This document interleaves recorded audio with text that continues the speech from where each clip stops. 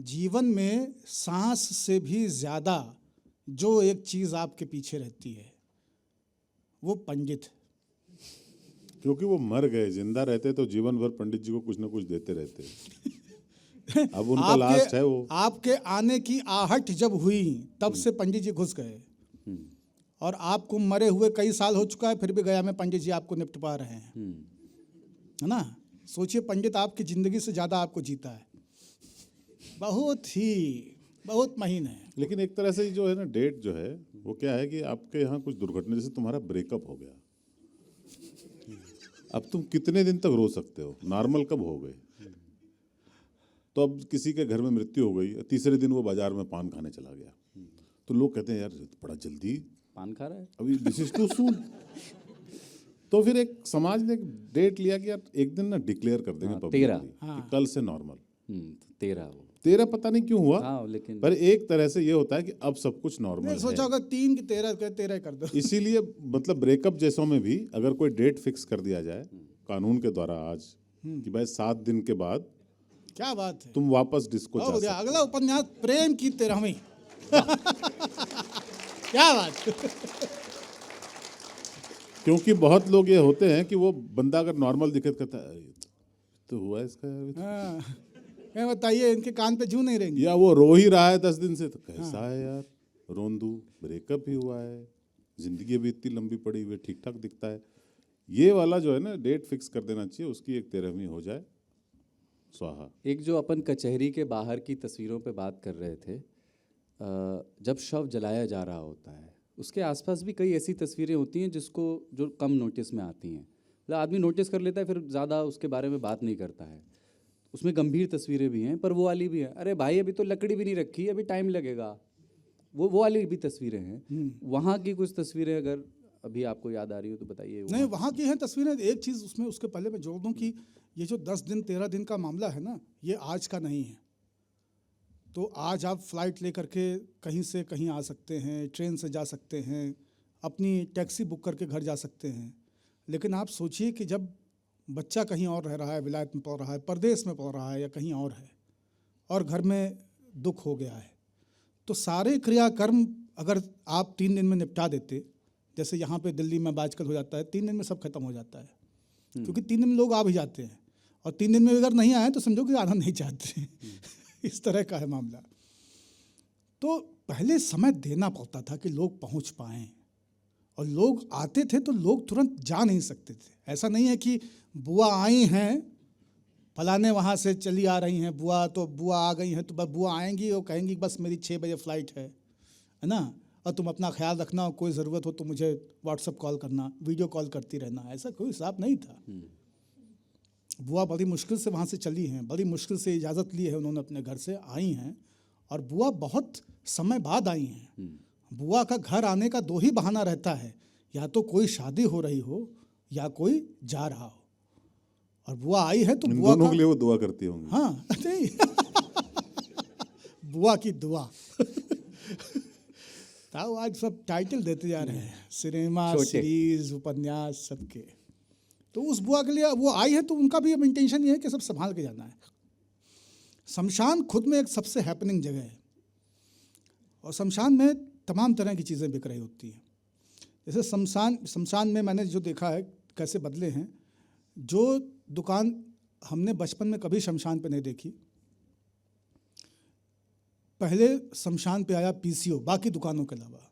अच्छा। तो शमशान में हवन सामग्री बिकती थी, चंदन बिक रहा है, माला बिक रही हैं, गीता बिक रही है ना, लैया और इलायची दाना बिक रहा है, एक आध चाय की दुकान होती थी, नाश्ते की दुकान होती थी घिनौआ टाइप की, क्योंकि लोग भूखे हैं। ड्राइवर है, अब ड्राइवर आया है जीप लेकर, डेड बॉडी ऊपर बांधे हुए है, कौन मरा है किससे क्या मतलब, बुक किया गया, अपने चाय पीना है ना, थोड़ी देर रुकना है, उसका फिर लोग वापस लौटेंगे, मुर्दा फूके चले यहाँ से। काफ़ी पीयूष मिश्रा टाइप बिम्बे है ना, तो उस तरह का है। तो उसको वो उसमें है तो उसको अपना चाय पकौड़ी मिल जाएगी, उसमें सुकून से रहेगा। तो उस तरह की सब दुकानें हुआ करती थी। इसके अलावा दुकानें होती थी जो कुछ बहुत पूजा की सामग्री, चंदन वंदन टाइप की, क्योंकि घाट पे केवल दाह नहीं हो रहा है, उस घाट पे दूसरी तरफ लोग नहाते धोते भी हैं, पूजा पाठ भी करते हैं, तर्पण वर्पण होता है। तो पीसीओ का क्या है, मतलब कि जलने के बाद पीसीओ आया, भूत की पीसीओ आया तो पीसीओ से कि लोगों की आवश्यकता बनी कि शमशान से वो कहाँ रह गए हैं, वो पहुँचे कि नहीं, इनकी गाड़ी यहाँ पे आई है, पुलिस को कई बार सूचित करना है कि बॉडी यहाँ पे आ गई है, कोई नहीं पहुँचा है तो उसको पता करना है, फलाने नंबर की गाड़ी आई है क्या ये पता करना है। तो इसलिए पीसीओ आया शमशान पे। कुलदीप सोच रहे हैं कि चित्रगुप्त को फोन लगा के बोलते होंगे अभी भेज ही रहे हैं, दरवाजा बंद मत कीजिएगा बस 5 मिनट। मैं थोड़ा मतलब साकी दरे मैं खाना अभी बंद मत करना, शायद मुझे पृथ्वी की हवा रास ना आए। तो ये आया। और उसके बाद में शमशान पे हमने सिम कार्ड की दुकान तक देखी रिचार्ज वालों को। और ये एक बहुत बड़ी समस्या आने वाले समय में आई कि शमशान पे लोग ऐसे किए हुए हैं, हाँ भैया यह कैतीस पकड़ो, यह कैतीस पकड़ो, हाँ ये इधर इधर कंधा लगाओ बच्चा, नहीं मुंह नीचे ना की जात, हाँ पकड़ो, रस्सी हाँ हाँ ले जा रहे हैं अभी पहुँचे नहीं हैं, बता रहे हैं बरेली तक अट गए हैं, आ रहे हैं नहीं एक जीप रोक देना है। तो वो इधर कान पे फ़ोन उसके लगा हुआ है और वो लगातार बता रहा है। आजकल शमशान पे, पहले शमशान पे सन्नाटा होता था, पंडों की आवाज़ और कुत्तों की आवाज़ दूर से आती थी। अब शमशान पे सन्नाटा नहीं रहता, हर व्यक्ति बात कर रहा होता है। पहले लोग आपस में धीमे धीमे बात करते थे, अब लोग फ़ोन पे ज़ोर ज़ोर से बात करते हैं। आपस में धीमे ही बात करते हैं लेकिन फ़ोन पे ज़ोर ज़ोर से बात करते हैं। अपन जोर से ही करते हैं क्योंकि शमशान पे सिग्नल का इशू रहता है, वहाँ टावर कोई नहीं लगाता समस्या है। और टावर नहीं आ रहा है, और शमशान पे सबसे ज़्यादा इंतज़ार उन लोगों का है जो पहुँचे नहीं हैं। मतलब यमराज आए हैं कि नहीं, चित्रगुप्त आए हैं कि नहीं, इसका इंतज़ार नहीं है। कानपुर वाले भाई साहब ये पहुँचे नहीं, छोटे फूफा अभी रह गए हैं, नहीं निकल चुके हैं बस रास्ते में, लालगंज पार हो रहा है, आते होंगे, गोसाईगंज पहुँच गए हैं कि यहाँ पहुँच। तो ये सारे नामनक्लेचर पूरा नॉन स्टॉप उनका चल रहा होता है। वो ट्रेस बांधने के लिए भी कई तरह के एक्सपर्ट बताते हैं कि वाहरी रस्सी बांध के खींच दो, फिर सब 3-4 तरह के लोग बताएंगे, फिर उसमें एक जैसे परा रह दो सारे ये भी है। शव बांधने की टेक्निक बहुत अच्छी है, उसमें मतलब कमाल की चीज़ें हैं। शव को बांधने के लिए एक तो कभी भी साबुत बांस नहीं इस्तेमाल किया जाता है, हरा बांस, उसको चीर दीजिए। कभी भी उसको चिरा हुआ जो हिस्सा है बीच का उसको ऊपर नहीं रखते हैं, ठड़ुआ उसको नीचे रखते हैं, गोल वाला ऊपर रखते हैं, उसके ऊपर जो पट्टी बनाएंगे उसको भी गोल वाले को ऊपर रखेंगे। और शव को रखने के बाद में हमेशा ये कोशिश रहती है कि गर्दन पे बाध नहीं आना चाहिए, तो जो शव है उसका गर्दन कभी नहीं बनना चाहिए। सर को हमेशा रोकना सबसे बड़ी चुनौती होती है शव के। जल्दी से जला के भोज पे जाएं। उससे पहले की बहुत महत्वपूर्ण चीज़ है मृत्यु भोज की, और वो भी कमाल की है। अब भी वो कस्टम बचा हुआ है, लेकिन पहले एक आवश्यकता होती थी, क्योंकि शवों को ले जाने में और दाह करके आने में 12-16 घंटे लगा करते थे। पहले गांव से बैलगाड़ियों से शव जाते थे, उसके बाद में 1-1.5 घंटा पैदल चलना पड़ता था, और उसके बाद में फिर वापस आना। छोटे शहरों में जो शव यात्रा निकलती थी एकदम सुबह 6 बजे लेके जा रहे हैं राम नाम सत्य, तो मोहल्ले में पता नहीं होता कि कौन गया। आदमी मोहल्ले में इशारा में कौन, सृष्टि जनरल स्टोर वाले गुप्ता जी, तो वो जो लिए हुए आगे वो बताता है इशारे में। हाँ, और आगे वाले शुरुआत वाले जत्थे से पूछा नहीं जाता। हाँ, आगे वाले से नहीं होता। हाँ, उसके बीच में जो पीछे होता है, बॉडी पार होने के बाद पूछते हैं कि हाँ। अच्छा, ऐसे भी मैंने देखा है सिर्फ एक को नहीं को अहीं ऐसे को अहीं कहें, अरे शर्मा जी मास्टर साहब। उसमें मैंने ऐसे भी लोग देखे हैं, सिर्फ चूंकि उसमें शामिल होना एक अच्छी चीज़ मानी जाती है, तो बाइक वाले जो इधर को आ रहे थे, इन्होंने देखा कि यात्रा जा रही है, और छोटे शहर मोहल्लों कस्बों में ये होता है, थोड़ी देर वो बाइक लेकर के साथ चलते हैं, मतलब 200 मीटर, और फिर घुमा के जहाँ वो जा रहे थे चले जाते हैं। तो सिर्फ एक कि हम साथ गए वाली एक जो, हाँ, क्योंकि ये एक नियम है कि अगर दाह के लिए कोई शव जा रहा है तो उसके आप साथ चलें। एक परंपरा होती है मुंह झुटारन की। दाह के बाद जो भी लोग साथ में गए हैं उनका मुंह झुठरवाना बहुत अनिवार्य होता है, और इमीडिएटली बात किया जाता है, इमीडिएटली बात, दाह के तुरंत बाद। और उसमें जैसे डलमऊ में हम लोग के यहाँ दाह होता है, गंगा दक्षिणायनी है, और वहाँ पे मन्ना के पेड़ा बहुत कमाल के मिलते हैं। रायबरेली में सबसे बेहतरीन पेड़ा 3-4 हैं, उनमें से एक डलमऊ का है। तो हमको हमेशा कौतूहल भी रहता था मरे में जाने का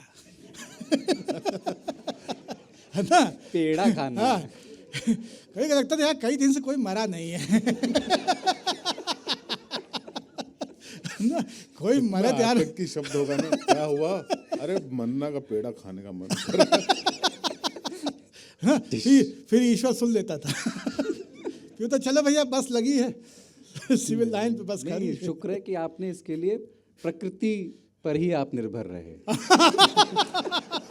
मतलब हम आगे नहीं गए। चीजें अपने हाथ में नहीं ली आपने, अच्छा ही। वो 108 साल के एक बाबा जी, वो पहुंचे स्वर्ग, वहाँ उन्होंने अप्सराओं का नृत्य देखा और वो रोने लगे। बोले क्यों रो रहे हो? उन्होंने बोला कि क्या हो गया, ऐसे रो क्यों रहे हो? बोले यार मैं एक योग गुरु के चक्कर में पड़ गया था, मैं इसलिए लेट हो गया यहाँ पहुँचने। तो मूंछ उच्चारण के पीछे का भी साइंस यही कहा जाता है कि आप घाट पे जाते हैं और बहुत देर तक आप कुछ नहीं खाते हैं, तो बहुत ही भयंकर डिहाइड्रेशन है वो, और कैलोरी लॉस है, एनर्जी लॉस है। तो ऐसा नहीं हो कि आप एक को जला के आए हैं और दो तीन को लेके फिर लौटना पड़े। तो कुछ जिम्मेवार दिया जाए, खिला दिया जाए। आपका कोई ऐसा कोई अलग विशेष अनुभव काऊ रहा है ऐसे? नहीं, बहुत ज़्यादा अनुभव नहीं रहा है, मतलब 2-4 बार तेरा है, लेकिन ताऊ बदल गई है एकदम। मेरी यात्रा हुई है। बाकी चूंकि घर से बाहर रहने के कारण बहुत सारे में पार्टिसिपेट नहीं कर पाया, पर वहाँ पे जो माहौल होता है, बहुत छोटे में मुझे एहसास हो गया था कि वैराग टाइप का फीलिंग, शमशान का वैराग्य। हाँ, आ जाता है कि आप देखते हो कि जो आदमी कल तक था वो तो खैर कोई भी जाते हैं, शर्मा जी मास्टर साहब या सृष्टि जनरल स्टोर वाले गुप्ता जी, इनके बारे में जैसे ही किसी को बोलो कि वो थे, नहीं रहे, कल तक तो बिल्कुल ठीक थे। आदमी उस समय भूल जाता है कि कल तक सभी ठीक रहते हैं। और वो काफी इररेलेवेंट ब्यौरे देते हैं परिवार वाले। अरे हमका कहीं की मोबाइलिया रिचार्ज करावा का है, सवेरे कपड़ा निकलवाइन, वही में उत्ती में हुई गई। हमसे कहते रहे मैहर चले का है, हमसे कहे मैहर चलना, आपकी एकदम नाराज में चलेंगे, और तुम्हारी जो नई वाली बलेनो लिए उसी से चलेंगे। हम कहे चाचा आप जब कहिए, आप बलेनो आपके लिए जान, आज कहने जान रहे तो बलेनो से चलेंगे। चले गए, बलेनो रह गई।